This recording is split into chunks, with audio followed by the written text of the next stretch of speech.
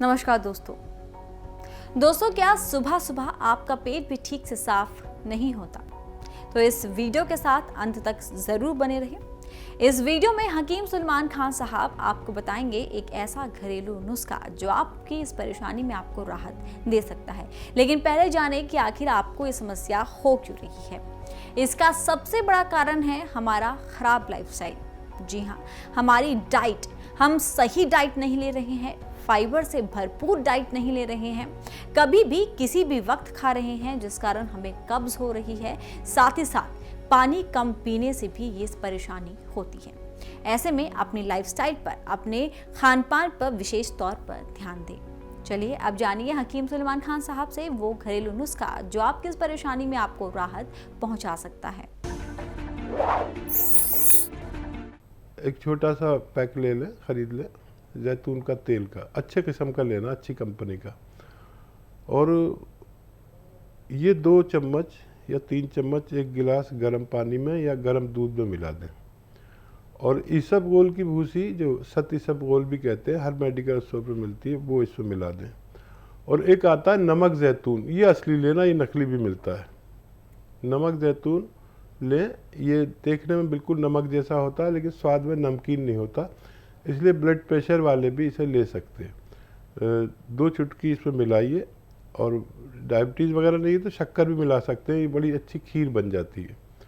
और ये मिक्स करके आप रोज़ाना एक बार रात को पी लिया करिए। और डॉक्टर की दवाएं भी लें, अभी छोड़े नहीं।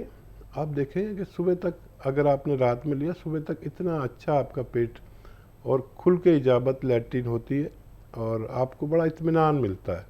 ये रोज़ाना एक खुराक ले लिया करें। ऐसे ही तमाम बीमारियों के असरदार घरेलू उपायों को जानने के लिए आप हकीम सुलेमान जी के इस वीडियो को अंत तक जरूर देखिए। और ज्यादा जानकारी के लिए हमारे YouTube चैनल हकीम सुलेमान पर जरूर आएं। अक्सर हमारे साथ अब जो कॉलर्स जुड़ रहे हैं वो इतना ज़्यादा अपनी सेहत को लेकर जागरूक हो गए हैं, वो ना सिर्फ अपने और अपनी फैमिली का इलाज कर रहे हैं उन नुस्खों से जो आप बताते हैं, बल्कि अब वो प्रचार प्रसार करने लगे हैं। यानी कि उन लोगों की मदद तक होने लगी है जो लोग अपनी बीमारी को लेकर अभी तक जागरूक नहीं थे, जिन लोगों ने बहुत सारा धन खर्च कर दिया है। यानी कि मैं उन गरीब लोगों की बात करूंगी जिनके पास अब पैसा भी नहीं बचा है कि वो किसी तरीके से अपना इलाज करा लें। क्या कुछ कहेंगे? हाँ, देखिए, ये सब कुछ होता तो वही है जो भगवान चाहता है जी। लेकिन हम लोगों का इरादा भी यही था कि जब लोग अपना इलाज कामयाबी से कर लें तो वो दूसरों का भी फिक्र करें और उनका भी इलाज करने की कोशिश करें। तो भगवान के जो नेक बंदे होते हैं वो कुछ भी करें, उनसे कोई गलती भी हो जाए तब भी नेक ही रहते हैं। अनजाने में कोई गलती हो जाए तो वो लोग असल में भगवान को बहुत प्यारे होते हैं, इसीलिए भगवान उनको फ़ायदा दे देता है। मुझ जैसे तुझसे हकीम के मशवरे से किसी को फ़ायदा हो जाता है तो मैंने फिर निवेदन किया कि अगर आपको मेरे बताए हुए मशवरे से फ़ायदा हुआ है तो आप दूसरे लोगों का, गरीबों का, पड़ोसियों का, रिश्तेदारों का, जहाँ तक आपकी पहुँच है उन सब का भी इलाज कर दें। और मेरे व्यूवर्स दुनिया के सबसे बेहतरीन व्यूवर्स हैं कि जिन्होंने मेरी बात को तस्लीम किया और लोगों तक फ़ायदा पहुँचाया। मैं उन लोगों को सलाम करता हूँ। और एक यही तरीका है कि मैं अकेला कुछ भी नहीं कर सकता था। जब मेरे साथ मेरे व्यूवर्स जुड़े और उन्होंने मेरी मदद शुरू की और दूसरों की मदद शुरू की, दूसरों की मदद करना ही मेरी मदद है। और इससे भगवान बहुत खुश हो गया और अब घर घर तक यूनानी इलाज पहुंच रहा है। इससे मैं बहुत खुश हूँ। बहुत बहुत शुक्रिया तमाम व्यूवर्स का। अगले कॉलर हैं इंदौर से कर्नल वर्मा जी, स्वागत है आपका। नमस्कार जी नमस्कार सर। मैं एक बात जानना चाहता हूँ आपसे कि पहले एक गांव हो या शहरों में इक्का दुक्का लोग होते थे जो साइटिका के दर्द वाले, ये अब इससे एक एक गली में 10-10 होते हैं, तो ये खाने पीने की वजह से कोई सभी लोग वजन थोड़ी उठाते हैं जो सबको तकलीफ हो रही है। तेजा जी। सवाल ये। जी जी, बड़ा अच्छा सवाल किया। मैं भी इसका जवाब देना चाहता था, लेकिन किसी ने सवाल ही नहीं किया आज तक। जी, दूसरा सवाल फरमाएं। मैंने 400 ग्राम बादाम और 100 ग्राम खसखस इसको पीस का पाउडर बना लिया है। तो इसको लूं, दूध से लूं या पानी से लूं या शहद से लूं? बहुत अच्छा, पानी से भी बेहतर है। दूध हो तो चर्बी वाला ना हो, आपकी हमारी उम्र के लिए ये चर्बी बड़े नुकसानदेह है। और अगर आप ऐसा जैतून का या किसी चीज़ का सिरका वगैरह ले रहे हैं तो फिर कोई नुकसानदेह नहीं है, तो दूध से भी ले सकते हैं और जूस से भी ले सकते हैं। कर्नल साहब, आप तो बहुत अजीमुशान सवाल किए आपने। मैं बहुत सोचा इस बारे में, बहुत काम किया, और मैंने कई लोग जब ऐसे जुड़ जाते हैं आप जैसे, तो हमें भी जवाब देने में मज़ा आता है। सवाल बताइए। जी, पहला सवाल है, साइटिका के मरीज इतने ज़्यादा क्यों हो रहे हैं? अच्छा कर्नल साहब, मेरा अपना अंदाज़ा ये है कि साइटिका के बारे में लोगों को पता ही नहीं था, और मुझे जब पता चला, मैं देखता था कि मैं अपने वालिद की टांगें दबा रहा हूँ और वो सो गए और मैं दबाता ही रहता हूँ। हाथ दुख गए हैं, झुंझलाहट हो रही है कि बताओ ये मना भी नहीं करते और मैं दबाए जा रहा हूँ। हाथों ने काम करना बंद कर दिया। पहले बच्चे लोग अपने बुज़ुर्गों का जो खिदमत करते थे, वो पंखा झलकर, मैं पंखा झलता था क्योंकि लाइट वगैरह नहीं थी गाँवों में, और थी भी तो आती नहीं थी। अब आज की तरह ऐसा नहीं कि लाइट जितनी आती है, तो टांगे दबा रहे हैं और लाइट चली गई तो टांगे छोड़ के पंखा चलने लगे। फर्शी पंखे होते थे, उसे ऐसे खींचते रहते थे, वो ऊपर लगा होता था और हवा देता रहता था। बच्चे लोग चलाते थे। तो मैंने जब साइटिका पर और जोड़ों के दर्द पर काम किया अब से 30-40 साल पहले, तो मुझे पता चला कि दुनिया के ज़्यादातर दर्द के रोग साइटिका की वजह से, यानी नसें दबने की वजह से होते हैं। जिनकी पिंडलियों में दर्द होता है उनको भी साइटिका होता है। जो लोग टांगे दबवाते हैं ना, ये सारे साइटिका के मरीज़ हैं। लेकिन वो एक अजीब बेचैनी होती है जब तक इतनी नहीं बढ़ जाती कि वो तकलीफ़ की वजह से कराहने ना लगे और दवाइयाँ ना खाने लगे, तब जाकर कहीं ये सब करते थे। और लोग मजबूत भी होते थे, होता भी कम होगा ज़रूर, ये भी बात आपकी बहुत सही है।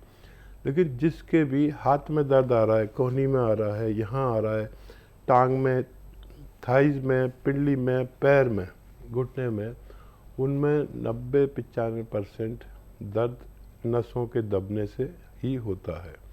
नसों को ठीक कर लें, और नसों के लिए तो आपको पता है गौंसिया कितनी अजमत रखता है। नेक्स्ट कॉलर है हमारे साथ जालंधर से, स्वागत है आपका। हाँ जी मैडम, मैं जलंधर से बोल रही हूँ। क्या नाम है आपका? मेरा नाम अनीता। अनीता जी बताइए, सवाल करिए। मेरा ना बेटा है 32 साल का, उसको डिप्रेशन है। डिप्रेशन है? हाँ जी हाँ जी। अच्छा, क्या करता है, हरकतें क्या करता है, कुछ बता सकते हैं? हाँ जी, वो ना वीडियो एडिटिंग, जो ब्याह की मूवियाँ शादी बनती है, वो काम करता है। Video editing. नहीं, गलत हरकतें क्या करता है? ये तो अच्छी हरकतें हैं मैडम। जब उसको गुस्सा आता है ना, घर में चीजें तोड़ फोड़ करता है। ठीक है, ठीक है जी। अच्छा देखिए, एक नुस्खा है, आप अगर लिख लें तो बच्चा को फ़ायदा मुमकिन है। धनिया 300 ग्राम, धनिया 300 ग्राम, और धनिया 300 ग्राम, छोटी हड़ 150 ग्राम। लेकिन ये छोटी हड़ जो आप लें, इसको पहले अरंडी के तेल में या बादाम के तेल में भून लें, फिर इसमें इसको पाउडर बनाएं। इससे पहले यूज़ ना करें। धनिया 300 ग्राम, छोटी हड़ 150 ग्राम, आंवला 150 ग्राम, और गोंद मोरिंगा सफ़ेद 150 ग्राम, और इलायची, छोटी इलायची जो हरी वाली इलायची होती है 50 ग्राम। इन सबको खूब बारीक पाउडर बना लें और 1 चम्मच सुबह खाली पेट दिया करें बच्चे को, 1 चम्मच रात को सोते समय। इसमें अगर उसको शुगर नहीं है तो शक्कर भी उसकी ज़रूरत की यानी मीठा भी मिला सकते हैं। ये आप उनको कम से कम 5-6 महीने लगातार दें। ये नुस्खा 5-6 महीने तक चल सकता है और पानी से दें। और उस बच्चे को जो भी जिनसे भी वो अटैच है या जिनसे नहीं है तो उस बच्चे की तारीफ़ किया करें। जैसे वो गुस्सा करता है तो आप किसी से नहीं कहें गुस्सा करता है, आप कहें ये बहुत संयम वाला है, ये तो गुस्सा ही नहीं करता, ये तो बहुत कहना मानने वाला है, चाहे वो कहना मानता या नहीं मानता। दरअसल एक ऐसा माहौल क्रिएट किया जाता है ऐसे लोगों के लिए, डॉक्टर भी यही करता है। तो आप उनके डॉक्टर बन जाइए और उसकी तारीफ़ करिए। जो भी वो गलतियां करता है उन पर उनसे लड़िए नहीं, डांटिए नहीं, बल्कि कहिए ये अगर कोई गलती भी हो गई इससे गलती से हो गई है, ये ऐसा करता नहीं है, ऐसे तारीफ़ किया करे पूरा परिवार और ये दवा दे तो फ़ायदा होना मुमकिन है। इसी के साथ नेक्स्ट कॉलर है दिल्ली से दयावती जी, स्वागत है आपका। नमस्कार मैम। जी नमस्कार। नमस्कार भाई साहब। आदाब दयावती बहन, अब तो हमारा पूरा स्टाफ आपको जान गया है। हाँ जान गया भाई साहब, मेरा फोन जाती पूछने लग जाते हैं। हाँ दयावती जी बोल रहे हैं, बताओ हाँ आपको दवाई मिली ना मिली, क्या प्रॉब्लम है? मैं कहा नहीं कोई प्रॉब्लम नहीं। नहीं, हमारा टेक्निकल स्टाफ भी अब हमको छेड़ता है। अच्छा। हाँ, कहता है आज तुम्हारी बहन का फ़ोन आएगा कि नहीं आएगा। हमने कहा देखो हमारी बहन आए तो आएगा, तुम्हारी बहन है तो नहीं आएगा। नहीं आएगा भाई साहब, क्यों नहीं, पर सुनती हूँ मैं, छोड़ती नहीं हूँ कभी भी। बताइए क्या सवाल, क्या सेवा? हाँ, मैं ये भी कहना चाहती थी भाई साहब, ये आप ये कह रहे थे ना साइटी का, ये मेरे हस्बैंड को था, नसें फुल्ली पड़ी थी और इन्होंने पैर दबा, जैसे आप बोल रहे ना पैर दबाते रहो, ऐसे पैर दबाते रहते थे, खुद सो लेते थे, हम पैर दबाते रहते थे। हाँ हाँ हाँ, ये कह रहा था जितने पैर दबाने वाले हैं सब नसों के मरीज रहते हैं। हाँ, नसें फुल्ली पड़ी थी, रखो आप तो सो लेते और हम बारी बारी पैर दबाते रहते और छोड़ती बोलती फिर और दबाओ, अभी तो मेरे दर्द है। और ये गोंदसिया खाने थे ना अब उनका, ये पैरों का दर्द और पैरों में जलन और पैरों में बदबू आती थी पसीनों की, वो सब ठीक हो गए एकदम। हाँ हाँ, देखिए ये आपकी वो है भरोसा, भगवान से मदद मांगने का। और कोई सवाल है तो बता दीजिए बहन। हाँ भाई साहब, मैं ये पूछ रही थी दर्द में, जैसे ये बड़ी इलायची बताई आपने, तो इसका और ये अजवर नागौरी, इनका भी ये चूर्ण बनाकर गोंदसिया के साथ ले ले तो अच्छा रहेगा। हाँ देखिए, पहले मैं नुस्खा बताता था, मैं पहले नुस्खा बताता था छोटी हड़ वाला, और उसमें सुरंजान शीरी, एक मीठी सुरंजान कहते हैं सफ़ेद सी सुरंजान शीरी, अजगर नागौरी, छोटी हड़, अलसी और कलौंजी, ये अश्वगंधा इसमें मिला लेते थे। सुरंजान शीरी, अजगर नागौरी कहते हैं हम अश्वगंधा को, में जो अजगंध है वो नागौर वाला सबसे अच्छा होता है, नागौर में जो पैदा होता है, इसलिए उसको अजगर नागौरी कहते हैं। तो पहले मैं नुस्खा बताता था ऐसे 10 साल पहले या कुछ, तो उससे फ़ायदा होता था लोगों को, लेकिन परसेंटेज कम थी। तो जब ये गोंदसिया का मैंने तारुफ कराया, मैंने परिचय कराया, तो इसमें परसेंटेज जो है 90-95% हो गई लोगों को फ़ायदा होने की। तो फिर ये तो आपको तो सारा ही मालूम है कि आपके पति को कितनी तकलीफ़ थी, तो इसके सबसे ज़्यादा अच्छे रिज़ल्ट लगे। तो मैंने आप लोगों से कहा कि भाई मेरे जीवन में एक ऐसी रॉ मटेरियल भी है जो इससे ज़्यादा असर करता है। तो ये सब चीज़ें अगर साथ में लेते हैं तो बहुत तेज़ हो जाती है दवा, और नसों को, पट्ठों को, गोश्त को, हर चीज़ को वो होती है। लेकिन अब वो महंगी ना पड़ जाए लोगों के लिए, इसलिए एक दवा मैं बता देता हूँ कि गोंदसिया ले लो।